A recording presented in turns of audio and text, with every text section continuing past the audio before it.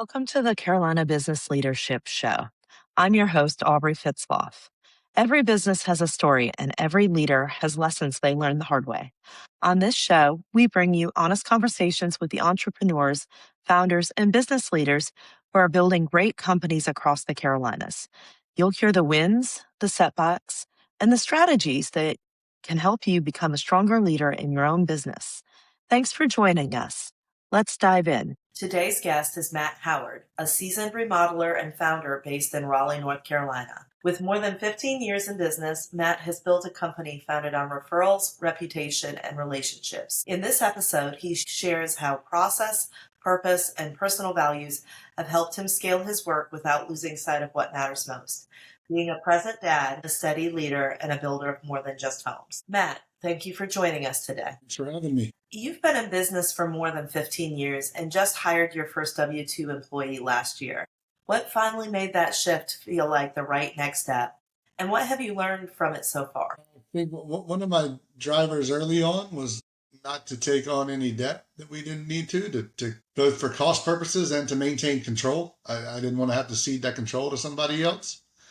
And we got into a place where I felt like the business had actually outgrown what I could do organically. And we had some goals in our family life and personal life to really want to expand the business. And that was the only way that I saw that happening, was to bring somebody else on to help share a piece of the load, so to speak. When we talked before, you mentioned the importance of processes, especially in scaling. What's one specific process you've implemented?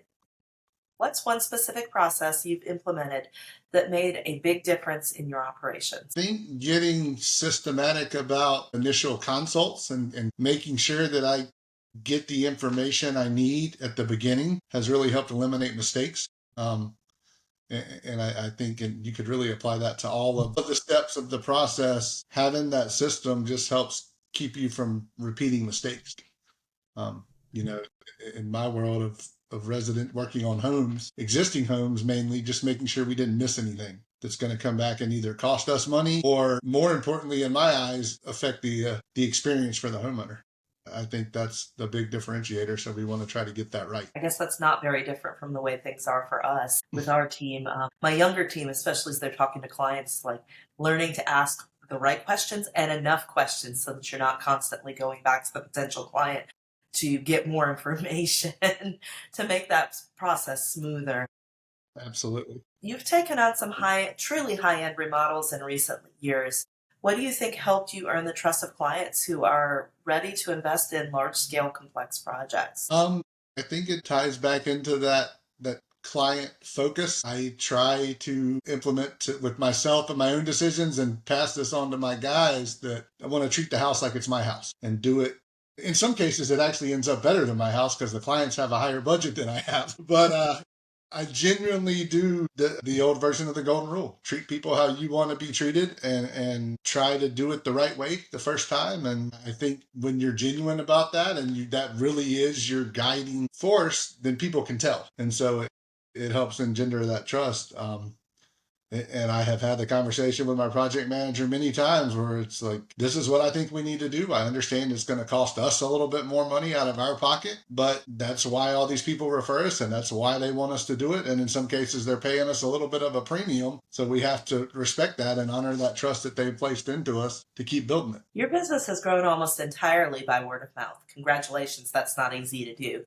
What are the little things that you do and teach your team to turn happy clients into raving fans? At the risk of sounding like a broken record, it is treat people how you want to be treated and in terms of how you do things. And another part of it is, and we're honestly getting better at it with every job, but I do try to focus on the experience. I mean, we're in people's houses every day for 3 weeks, 4 weeks, months at a time in some cases. And I mean, I tell clients all the time that your job is done right, your kitchen or your bathroom or your porch. If it's right, it's right. There's not that much I can do to differentiate myself. Where I can differentiate myself is making that journey easier for you. It doesn't work like it does on TV, where you go to work and you come back home and you have a new bathroom. So trying to, control dust, work around their kids. Somebody's worried about their kids having a safe situation to come home to at night. So we don't leave gaping holes. We don't leave power tools on the site. We don't leave exposed nails, exposed electrical. Just little things that are oftentimes a little bit of extra work potentially on a day-to-day basis, but it gives the customer a lot of peace of mind that, oh, okay, for one, you're thinking about this, so you're also thinking about all the other aspects of my project.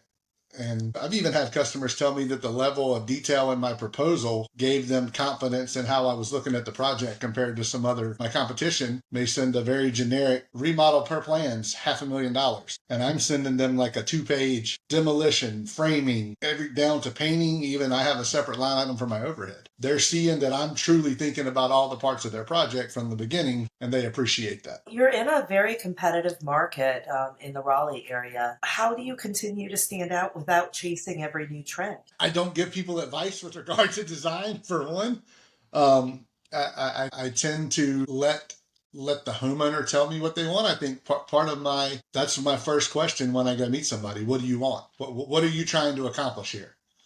And we don't necessarily push any certain style, so I think that helps be a little more timeless. A house is pretty much everybody's largest investment, so you're putting the focus on the client and what the client wants. This is what you have. Tell me where you want to be, and we'll talk about how we can get there. That certainly makes sense. I mean, I think that's part of any company that has a sales process. You have to understand the problem or the desire that the individual customer client is trying to solve before you can even begin to propose a solution. Shifting gears a little, you've intentionally built your schedule around family time, like having breakfast with your son every day. What prompted that decision, and how has it shaped the way you lead at work? I think I have always been kind of a carpe diem type. My parents would probably tell you when I was younger, I might have gone too far that way, but I feel like we're never really promised tomorrows. I'm not saying completely neglect tomorrow. I do want to do some things to prepare, but there's stuff happening right now that I can't get back if I don't do it. Hopefully there's always something, whether it's exactly what I'm doing now or having to pivot, there's money to be made in some form or fashion. I can't come back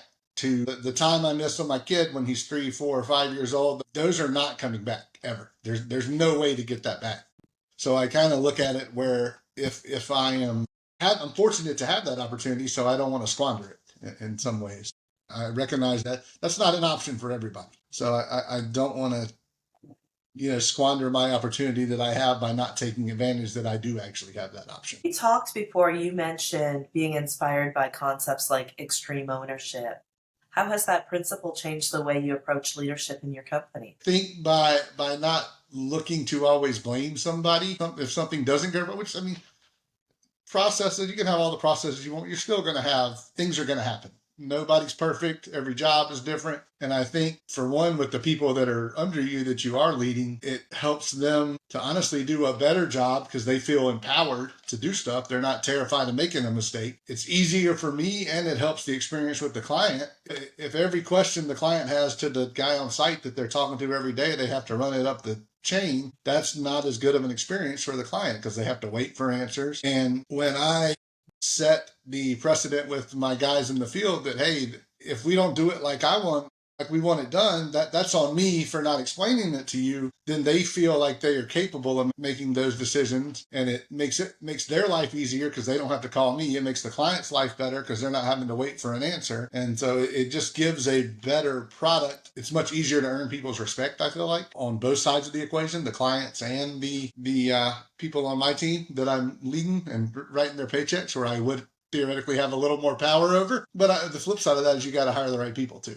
You can't just give anybody the reins because they can drive your horse off a cliff. The guy that now runs my jobs for me worked for me for, I was thinking it was 3 or 4 years. I'm talking to him the other day. It was actually, he had worked for me for like 8 years as a subcontractor before I brought him on and actually gave him the purse strings. And I tell my vendors now, I say, don't worry about making me happy, make David happy. If David's happy, I'm happy. So when they ask me, when can I get my check for that? Yes, when David says you can get your check, you can get your check. So I think it helps everybody have a better experience when the onus and the vision is truly coming from the top. It's really hard to place a value on an employee you can truly trust to represent your company and represent your name. Absolutely. That is something we have learned a lot from over here in South Carolina on the Lifetime team as well. You've transitioned from primarily inspection punch lists to really high-end design builds. What has changed about your ideal client, and how do you identify a good fit for your services now? The identification in some ways handles itself with the referral base. We're in an area with a lot of tech and a lot of medical jobs. So to be completely transparent, there is obviously an income bracket that we need to be in to be able to do these jobs. So a lot of people get referrals from people they work with. So they're in a similar field, a similar company. So that filters out some of it right there. And building that trust you put your sign in your yard, and the guy that lives in this $2 million house right here sees his $2 million house neighbor with having us do work. Oh, well, if he's good enough to work for Jim, then he's probably good enough to work for me too. I don't really know how we shifted this other than just building that trust, and it naturally happened by treating people right. But the inspection lists are more about almost a negotiation tactic in some ways. And when we get into the remodel jobs, this is a house I'm keeping. This is a house I want to be in. And I'm going to have to work with you while you're here. So it's a little more relationship based and a little less strictly dollars and cents. That's part of why I hired somebody to run the job, because I'm more of a people person than a task person. So kind of recognizing that, I said, I need to be on the front end, and I need you to be on the back end cracking the whip, so to speak, because that's not where my strength is. Somebody's got to be the type A person on the team, right? Correct. Yes, very much so.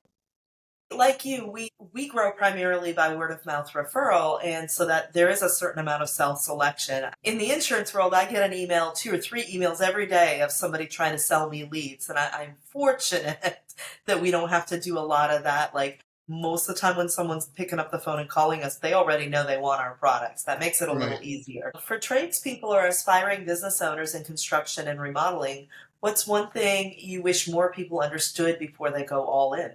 Probably the whole picture of what goes into it. I think having worked with, I started in this world as a framer with my shirt off and a tool belt on, and, working up in the mountains. And I think one of the things that you see a lot with tradespeople is they think that the people that are running it, the GCs, the top, are not really doing anything.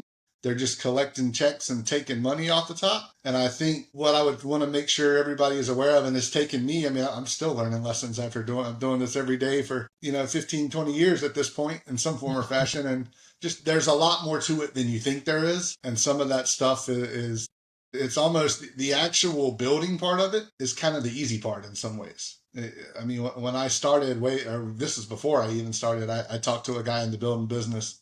And he said, we can train anybody to build a house. He said, the business part is the hard part of it. And I'm still learning. That's also part of why you mentioned earlier, it took me this much time to get an employee. You get that, I don't know if it's imposter syndrome or what, but just trusting yourself and getting to a point where I felt comfortable with, okay, now it's not just my livelihood. I'm ready to bring somebody else on, and takes a large amount of responsibility for feeding your family as well as my family. And I don't know how you necessarily learn it until you dive in, but I think just having that awareness that there's more to it than just hammering a nail. Selling the project, there's a lot more to it than just getting and managing the project. There's permitting, there's supplies, there's scheduling. It's more than you think it is when you're out there and the stuff shows up when it's supposed to be there, and you take the cabinets from the box to put them up in the kitchen. There's a lot of behind the scenes stuff that happens to get to that point. As you build your team and take on more complex projects, how do you think about creating long-term sustainability for both your business and for the people who help make it run? I am a big believer in I guess you could word it as a rising tide raises all ships. I'm a really big believer. We're all in this together. So as far as the sustainability for the team and for all of us, I try to share the wealth. When the company does well, the people who work for the company also should be doing well, in my belief. And I'm sure some business people would cringe to hear me say that, but I genuinely believe I can't make any money without the project happening. The project doesn't happen without the guys who were doing the project showing up. And I want them to be invested. I want them to feel good about what they're doing and feel like it matters, because that in turn, they're going to have a better attitude with my clients. They're going to do a better job with the clients, which is going to make the client's experience better. So the client's going to tell more people, and then we have more referrals. And I also think you're back to the processes, where the more I can spell out how we want things done, then it doesn't necessarily have to be me doing it. It can be anybody who can follow a set of directions. That, I think, would allow, we're not there yet, but the long-term dream goal would be to scale the company to the point where I'm not the one who's necessarily managing every job. There's somebody else doing that. I think that scalability while keeping the quality is a real challenge for businesses. As you are growing, both from originally being a solo operator to now leading a growing team and thinking about scaling your business, what is your vision for the kind of workplace culture that you want to create? How do you make sure that stays front and center as you guys are growing? I think you have to keep the focus on the homeowner. This business, there's a lot of competition. There's no Amazons of remodeling where half the people in the state go to them. So it's I think, you look at the big corporations and their sole goal is to maximize shareholder value. In my mind, for my business, my goal is to maximize client value, and the shareholder value will take care of itself. If I can maximize what I'm providing for you as a homeowner and truly, genuinely try to give you the best remodeling experience that I can give you, then I don't have to worry about the value of my business. There's going to be more work than we can, assuming the overall broader economy can support it, the work will be there, and the shareholder value will take care of itself. So I think that really just keeping that as the focus is really going to be crucial to continuing to grow. And I've seen it in other businesses. I know we see a lot of restaurants that start local that we love, and then they get to a point, oh, we're going to go to a franchise model. And then they have to change how they're doing things to get that scale. Some of them we literally don't go to at all anymore. It went from our favorite breakfast place to haven't been there in years and good for them, they're growing their business, but that's not what I want to do for me personally. I want to keep that quality and that reputation that we built and all that, even through the growth. Over the last 15, 20 years, you've seen a lot of changes in the economy.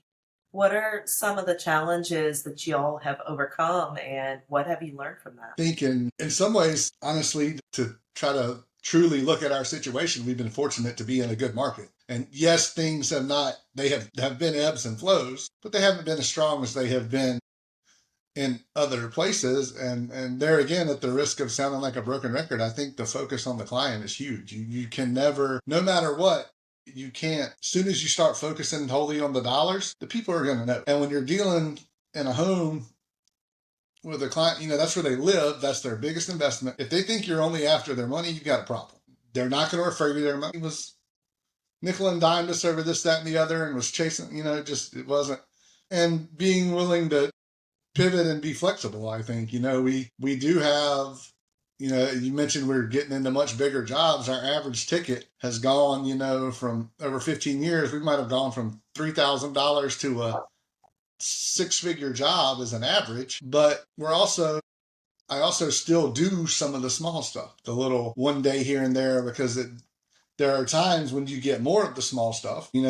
Some of the stuff people just have to do if they can fit it in at all, if you're looking at like some maintenance stuff or some rot or something like that. So kind of being willing to be flexible and kind of pivot, because it's not always rising home values and cheap debt that can let people do these giant jobs, because they have a bunch of equity they can borrow for next to nothing. So I think you need to be willing to recognize what people need and pivot to that need. Matt, if you were going to go back and speak to a younger version of yourself, what advice would you give that person as they are starting out in their business journey? I would have tried to, I don't want to say take it more seriously, but try to be more systematic from the beginning. Treat it like growing a business. I know it's easy to say because when you're in it, and when 15 years ago when it was me and I was working all day on the job site and then estimating all night because I was single in my little one bedroom apartment by myself, I don't know how you necessarily would have done it. So that it may limit the value of the advice, but I think the earlier you can try to truly be systematic about it, I think the better off you are. I made a comment to my project manager just last week. I think I said, all those little paperwork things that I hated doing when I worked for somebody else, like, a framing inspection or just these different little things that just felt like daily logs. Why are we filling out all this paper? Now I understand, because I want the framing inspection and I want the daily logs to look at them to see where we can improve what we're doing things. So I think if I would have started that earlier, I think we probably could have gotten to the point we're at now faster, potentially, because the market was there, at least in this particular case. So I think getting a bigger piece of it I would have been better earlier if I would have really tried to think about it in a systematic, process-based way. Literally just having that conversation with my assistant before we got on this call. I was saying, oh yeah, well, for years it was just me. I was the only agent. And so this is how I did things. And now there's Mhm. a whole team of them, and we're having some struggles because I'm trying to learn to be more flexible and adjusting those systems to the fact that they think differently than I do. Well, And that's a growing piece on my end. right. They're not doing anything wrong. I just like things the way I like them, and that's not necessarily how it goes when you're the head of the team. And it's hard to give up that control. I went from being on the job every day to one day we start a job and I'm going to them, you're going to talk with this person. And hopefully, if all goes well, you might see me once every couple of weeks. But if it's all going right, you're not really going to see me. And it's a little scary because now I'm literally putting somebody else out there and saying, here, you can spend my money essentially. And giving them that power and your reputation I worked hard for it. It took me 15 years to get here. I don't want somebody else to screw it up. So Because I've owned my business for about 15 years now, so I feel the same thing. I've been in it for 20-ish years. Yes, giving the trust to somebody else to represent your name when you know how hard you've worked to get where you're at is a scary thing, but I think that's part of taking the next step in business. So, um, pop quiz. Tell us where you're getting your learning these days. Is there a book or a podcast or YouTube channel? I'm hearing from young parents. Sometimes they're learning from watching their children grow. Um, how are you developing yourself these days? I do a lot of podcasts.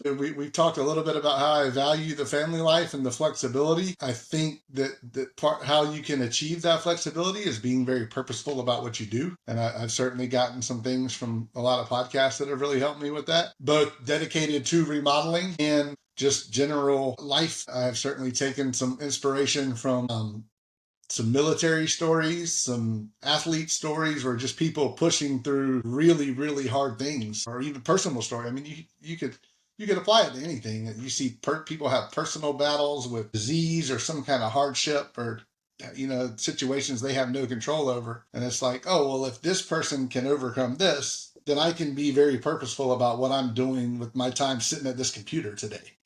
And it's something I'm continuously working on. I do try every day. My wife has gotten me into some meditation and stuff. And it's just kind of trying to truly be. I think I heard this. Most of it's probably from a podcast. The long answer short, but I do. One guy said you can't be motivated because motivation comes and goes. You have to be disciplined. Even Mike Tyson said it. Discipline is doing what you don't want to do, like you love to do it.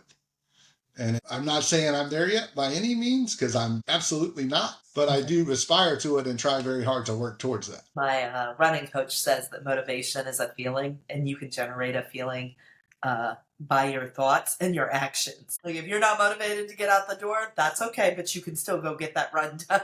So, Right. yes. Matt, tell our listeners how they could connect with you and or your company, both if they wanted to reach out to you from a business perspective, or if they just wanted to connect with you. Are you available for that? Yes, yeah, I am. We are a big believer in technology too, so that's another thing I don't do a great job of. I'm not super active on social media, but I do have a presence.